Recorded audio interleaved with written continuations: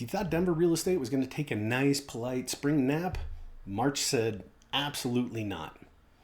Mortgage rates pushed back above 6%, and instead of buyers disappearing into the woods, they came back swinging. New listings jumped 19.94% from February.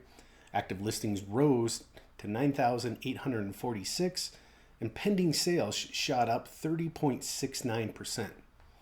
That is not a sleepy market. That is Denver doing Denver things. Confusing, dramatic, and somehow still moving. Here's the headline. Buyers are showing up, and they're not just browsing for sport. Closed homes climbed 28.12% month over month to 3,631. Median days in the MLS got cut in half, dropping to just 16 days. The close price to list price ratio moved up to 99.13%, and well-priced homes in desirable locations saw multiple offers. So no, this is not a market where you can scroll listings for 3 weeks and think about it and expect the good one to still be there waiting like a labradoodle at the front door. Prices moved up too. Median close price rose 2.61% from February to $590,000, and the average close price increased to $711,493. At the same time, inventory is not exploding the way people keep talking about it. Active inventory is up only 0.84% higher than March of last year. Months of inventory came in at 2.71, which is still below the 4 to 6 month range considered to be a balanced market. So your translation?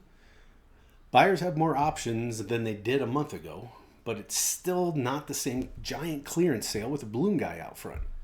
So what does that mean if you're a first-time buyer?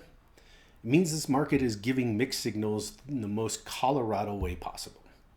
There's more selection, and 63.14% of the sellers offered a concession in March. That matters. But if a home is priced right and in good location, it can still move fast. And if you're looking at condos or townhouses, pay attention. The attached market is still the softest part of the year-to-date picture, with closed sales down 8.48% from last March. And the median days in the MLS up 42.86% year over year. If you're a homeowner thinking about selling, the message is pretty clear. March rewarded the people who came in prepared. Buyers are active, but they're also picky. In the middle price ranges, accurate pricing matters more than ever, and let's just test the market is basically the real estate version of posting your karaoke clip and calling it a Grammy campaign. Sellers gain little, risk a lot, and can lose both attention and negotiating power if they overshoot.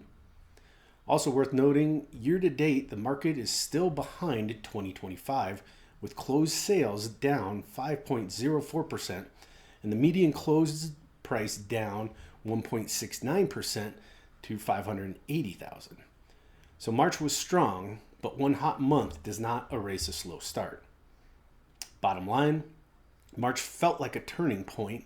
Demand came back hard, inventory grew, homes sold faster, and buyers proved they will still move even with higher rates in the mix. For buyers, that means opportunities exist, but hesitation can still cost you.